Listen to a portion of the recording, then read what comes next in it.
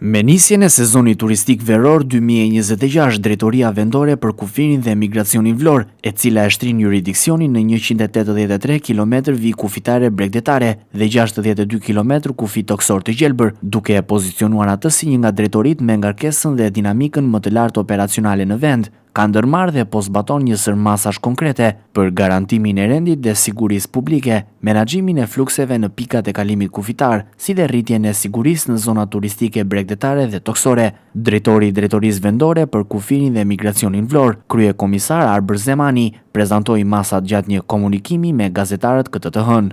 Gjatë muajit qershor 2026, në pikat e kalimit kufitar në jurisdiksionin e DVKM Vlorë janë përpunuar 202.013 shtetas dhe 40.059 automjete, dhe një mesatare ditore për 6.734 shtetasish dhe 1.335 automjetesh.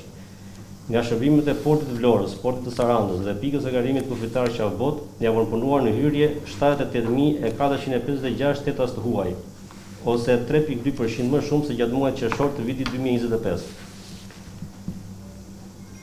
Për përballimin e fluksit, janë hapur 9 poste pune në pikën e kalimit kufitar Qafbot, portin e Sarandës dhe portin e Vlorës, si dhe janë angazhuar 10 punonjës policisë deleguar nga drejtoritë të tjera vendore në kuadër të mbështetjes për sezonin turistik 2026.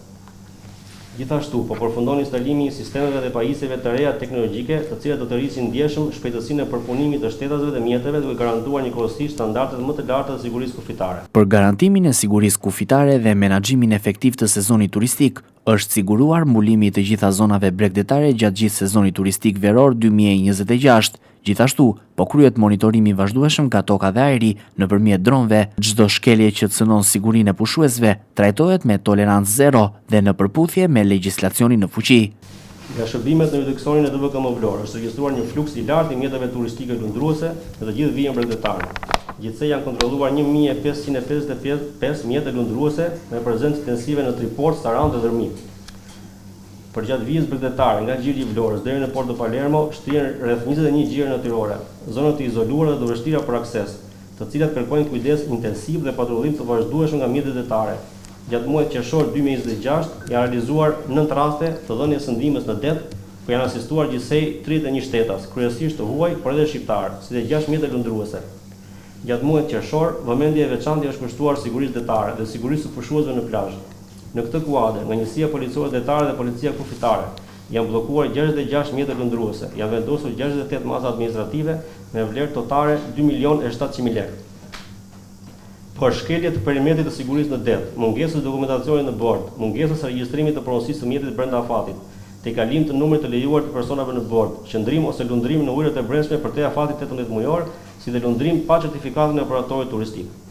Kryekomisar Arbër Zemani tha se vijojnë kontrollet dhe monitorimet intensive në kufirin e gjelbër dhe në hapësirat detare, me qëllim parandalimin e kalimeve të palishme, trafikimit të qenieve njerëzore, kontrabandës dhe çdo vendimarrje tjetër kriminale ndërkufitare, në bashkëpunim të ngushtë me strukturat vendase dhe autoritetet homologe. Si rezultat i kontrolleve dhe i veprimtarisë policore të ushtruar gjatë muajit qershor 2026, janë evidentuar dhe referuar në progrori 12 vepra penale, kryesisht në fushën e migracionit të palishëm, ndihmës për kalim të palishëm të kufirit, kalim të palishëm të kufirit, në fushën e krimit ekonomik e financiar dhe në fushën e trafiqeve. Janë sekuestruar 2 automjete të vjedhura, njëra e vjedhur në Itali dhe tjetra në Slovaki. Autorët e këtyre veprave penale janë evidentuar sipas dhe proceduar sipas ligjit.